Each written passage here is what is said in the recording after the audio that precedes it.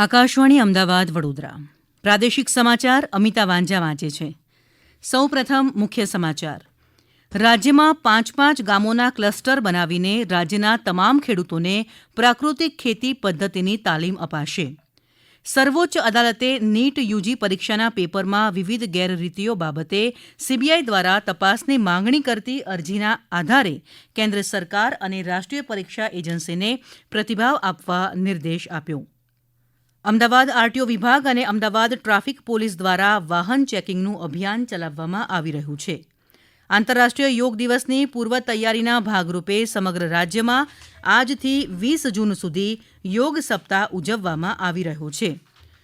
જૂનાગઢનું ગીર અભયારણ્ય અને વેળાવદરનું કાળિયાર ઉદ્યાન 16મી જૂનથી 4 મહિના માટે મુલાકાતીઓ માટે બંધ રહેશે. અને હવામાન વિભાગે ઉત્તર મધ્ય અને દક્ષિણ ગુજરાતના કેટલાક વિસ્તારોમાં આગામી 3 દિવસ દરમિયાન હળવોથી મધ્યમ વરસાદ થવાની સંભાવના દર્શાવી. સમાચાર વિગતવાર.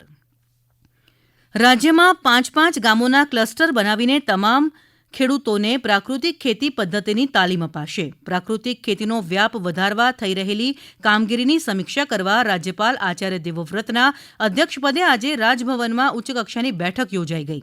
બેઠકમાં રાજ્યપાલે જણાવ્યું કે પ્રાકૃતિક ખેતી પદ્ધતિમાં રાસાયણિક ખેતી પદ્ધતિ કરતાં ઉત્પાદન ઓછું મળે છે તેવી માન્યતા અને ધારણા તદ્દન ખોટી છે. વધુમાં રાજ્યપાલે જણાવ્યું કે રાજ્યમાં તમામ ગામોમાં પ્રાકૃતિક ખેતી પદ્ધતિના પંચસ્તરીય મોડલ ફાર્મ તૈયાર કરાશે અને તે માટે રાજ્ય સરકાર આર્થિક સહયોગ પણ આપશે. પ્રાકૃતિક ખેતી પદ્ધતિની તાલીમ આપતા ફાર્મર માસ્ટર ટ્રેનરને પણ રાજ્ય સરકાર આર્થિક પુરસ્કાર આપશે. ગુજરાતની કૃષિ યુનિવર્સિટીઓ પણ પ્રાકૃતિક ખેતીનું મોડલ તૈયાર કરીને અન્ય ખેડૂતોને માર્ગદર્શન આપશે. ગુજરાતની પાંજરાપોળ અને ગૌશાળાઓ દેશી ગાયના ગોબર ગૌમૂત્રમાંથી જીવામૃત અને ઘન જીવામૃત તૈયાર કરીને જરૂરિયાતમંદ ખેડૂતોને વાજબી દરે આપશે અને તે માટે સુચારુ યોજના તૈયાર કરાઈ રહી છે. સર્વોચ્ચ અદાલતે નીટ યુજી પરીક્ષામાં કથિત રીતે પેપર ફૂટવું અને અન્ય ગેરરીતિઓ બાબતે સીબીઆઈ દ્વારા તપાસની માંગણી કરતી અરજીના આધારે કેન્દ્ર સરકાર અને રાષ્ટ્રીય પરીક્ષા એજન્સીને પ્રતિભાવ આપવા નિર્દેશ આપ્યો. ન્યાયાધીશ વિક્રમનાથ અને સંદીપ મહેતાની બેન્ચે આ કેસમાં સીબીઆઈ અને બિહાર સરકારને પણ 2 સપ્તાહમાં પ્રતિભાવ આપવાનો નિર્દેશ આપ્યો. અદાલતે જાહેર હિતની અરજી અને અન્ય પડતર અરજીઓની સુનાવણી આગામી 8મી જુલાઈએ હાથ ધરવાનો નિર્ણય લીધો. દરમિયાન એનટીએ દ્વારા નીટ યુજી પરીક્ષાને લગતી અને વિવિધ વડી અદાલતોમાં દાખલ કરાયેલી અરજીઓને સર્વોચ્ચ અદાલતમાં ટ્રાન્સફર કરવા વિનંતી કરતી કરાયેલી અરજીના આધારે ખાનગી પક્ષકારોને નોટિસ જારી કરી છે. દરમિયાન કેન્દ્રીય શિક્ષણ મંત્રી ધર્મેન્દ્ર પ્રધાને જણાવ્યું છે કે કેન્દ્ર સરકાર નીટ પરીક્ષા આપનાર વિદ્યાર્થીઓના હિતનું રક્ષણ કરવા પ્રતિબદ્ધ છે. તેમણે વિદ્યાર્થીઓને ખાતરી આપતા કહ્યું કે પરીક્ષા અંગેના દરેક મુદ્દાઓનો ઉકેલ સમાનતા અને ન્યાયિક રીતે કરાશે અને કોઈ પણ વિદ્યાર્થીને અન્યાય થશે નહીં. શ્રી પ્રધાને કહ્યું કે સર્વોચ્ચ અદાલતના નિર્દેશ મુજબ સરકાર દ્વારા વિદ્યાર્થીઓના કલ્યાણ માટે બધી જ જરૂરી કાર્યવાહી કરાશે. દરમિયાન કોંગ્રેસના અધ્યક્ષ મલ્લિકાર્જુન ખડગે નીટ પરીક્ષા વિવાદ અંગે કેન્દ્ર સરકારની ટીકા કરી. તેમણે આ પરીક્ષામાં ગુણ અને રેન્ક બાબતે મોટા પ્રમાણમાં ગેરરીતિ આચરાઈ હોવાનો આક્ષેપ કર્યો છે. અમદાવાદ આરટીઓ વિભાગ અને અમદાવાદ ટ્રાફિક પોલીસ દ્વારા વાહન ચેકિંગનું અભિયાન ચલાવવામાં આવ્યું છે.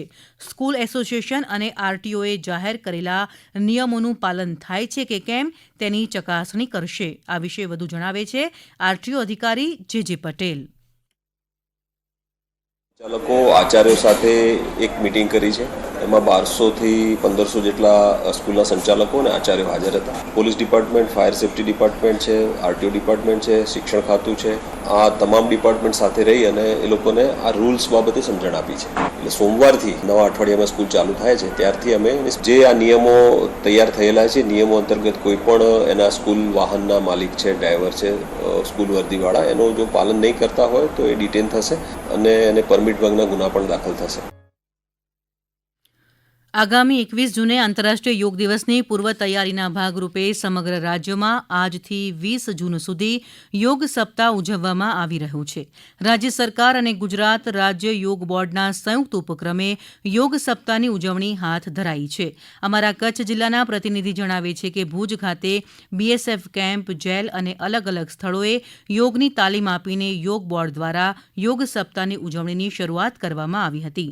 જિલ્લામાં આંતરરાષ્ટ્રીય યોગ દિવસની ઉજવણીના પૂર્વે યોગ બાબતે લોકોમાં જાગૃતિ માટે વિવિધ કાર્યક્રમોનું આયોજન જિલ્લા વહીવટીતંત્રના સંકલનમાં રહીને યોગ બોર્ડ દ્વારા કરવામાં આવી રહ્યું છે. જૂનાગઢનું ગીર અભયારણ્ય અને વેળાવદરનું કાળિયાર ઉદ્યાન 16મી જૂનથી 4 મહિના માટે મુલાકાતીઓ માટે બંધ રહેશે. જૂનાગઢ જિલ્લાના ગીર અભયારણ્યમાં આવતીકાલે સિંહ દર્શનનો છેલ્લો દિવસ છે. નાયબ વન સંરક્ષક આરાધના શાહુના જણાવ્યા અનુસાર વન વિભાગ દ્વારા દર વર્ષે 16 જૂનથી 15 ઓક્ટોબર સુધી ગીરમાં વેકેશન જાહેર કરવામાં આવે છે. ચોમાસાની ઋતુએ સિંહ માટે પ્રજનન કાળ હોવાના કારણે આ દિવસોમાં સિંહણને કોઈ વિક્ષેપ ન પડે તે માટે ખાસ વન વિભાગ દ્વારા કાળજી લેવામાં આવે છે. જોકે દેવળિયા પાર્ક પ્રવાસીઓ માટે ખુલ્લું રાખવામાં આવશે તેમ પણ વન વિભાગે જાહેર કર્યું છે. તેવી જ રીતે ભાવનગર નજીકના વેળાવદર કાળિયાર ઉદ્યાન ચોમાસા દરમિયાન 16 જૂનથી 4 મહિના માટે મુલાકાતીઓ માટે બંધ રહેશે. અમદાવાદમાં છારોડી નજીક SG હાઇવે ઉપર આવેલી SGVP હોસ્પિટલમાં રાજ્યનો પ્રથમ ન્યુરો મોડ્યુલેશન વિભાગ શરૂ કરવામાં આવશે. રાજ્યના આરોગ્ય અને પરિવાર કલ્યાણ વિભાગના કમિશનર હર્ષદ પટેલ આવતીકાલે આ નવનિર્મિત વિભાગનું ઉદ્ઘાટન કરશે.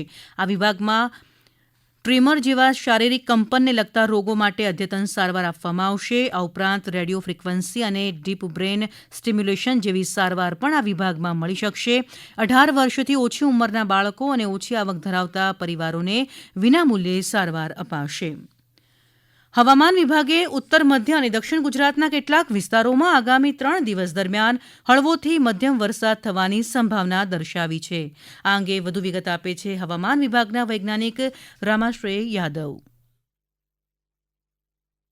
जो डिस्ट्रिक्ट हैं जहाँ पे लाइट रेन होने का पूर्वानुमान और साथ में थंडरस्टॉर्म की वार्निंग है वो डिस्ट्रिक्ट है साउथ गुजरात के सारे डिस्ट्रिक्ट कवर हैं और नॉर्थ गुजरात के पंचमहल, दाहोद और महिसागर हैं. और डे 3 की बात करेंगे तो डे 3 में साउथ गुजरात के सारे डिस्ट्रिक्ट कवर हैं जहाँ पर आइसोलेटेड प्लेसेस पे लाइट रेन होने का पूर्वानुमान है. और नॉर्थ गुजरात के साबरकांठा, गांधीनगर, अरावली, खेड़ा, अहमदाबाद, आनंद, पंचमहल, दाहोद और महिसागर हैं. આ પ્રાદેશિક સમાચાર આપ આકાશવાણી અમદાવાદ વડોદરા કેન્દ્ર પરથી સાંભળી રહ્યા છો. આ સમાચાર આપ અમારી YouTube channel AIR news Gujarat ઉપર પણ સાંભળી શકશો. અન્ય સમાચાર સંક્ષિપ્તમાં સાંભળીએ તો અમદાવાદની ગુફા આર્ટ ગેલેરી ખાતે તસવીરકાર અભિષેક પાંડે દ્વારા અતીત નામે તસવીર પ્રદર્શન યોજવામાં આવ્યું. કેન્દ્રીય રોજગાર અને રમતગમત મંત્રી મનસુખ માંડવિયાએ આજે સોમનાથની મુલાકાત લીધી. કચ્છના બન્ની વિસ્તારમાં ગોરેવાલી ગામ નજીક ગોડાઉનમાં ભીષણ આગમાં વન વિભાગ હસ્તકના 1 લાખ કિલોગ્રામથી વધુનો ઘાસચારો નાશ પામ્યો. પંચમહાલમાં SSC HSC પૂરક પરીક્ષા સંદર્ભે જિલ્લા સ્થાયી પરીક્ષા સમિતિની બેઠક મળી. પશ્ચિમ રેલવેના જબલપુર મંડળ ખાતે માલખેડી અને મહાદેવખેડી સ્ટેશનો વચ્ચે નોન ઇન્ટરલોકિંગ કાર્યના કારણે અમદાવાદ મંડળની કેટલીક ટ્રેનો ઉપર અસર પડશે. અને બકરી ઈદના તહેવારને ધ્યાનમાં રાખીને સોમનાથ મરીન પોલીસ સ્ટેશનના સંવેદનશીલ વિસ્તારમાં ફ્લેગ માર્ચ કરવામાં આવી.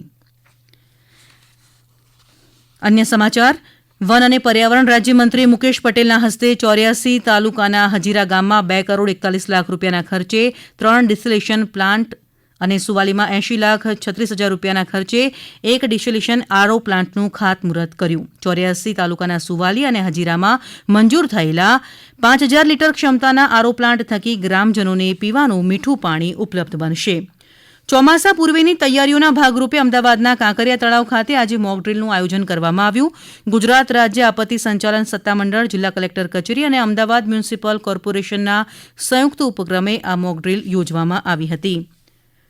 અમદાવાદ શહેરના દાણીલીમડા વિસ્તારમાં આજે સવારે કાપડના ગોડાઉનમાં આગ લાગવાનો બનાવ બનવા પામ્યો. ગોડાઉનમાં મુખ્યત્વે પેકેજ કપડાનો સંગ્રહ હોવાથી આગે વિકરાળ સ્વરૂપ લીધું. આ ઉપરાંત આગ લાગેલ ગોડાઉનની નજીક રહેણાંક વિસ્તાર અને 10થી વધુ અન્ય ગોડાઉનની બાજુમાં હોવાના કારણે આગ પડોશમાં આવેલા મકાનોમાં પણ ફેલાઈ હોવાનું જાણવા મળ્યું છે. અમારા અમદાવાદના પ્રતિનિધિ કરણ પરમાર જણાવે છે કે પ્રાથમિક અહેવાલ મુજબ આગ લાગવાનું ચોક્કસ કારણ જાણી શકાયું નથી.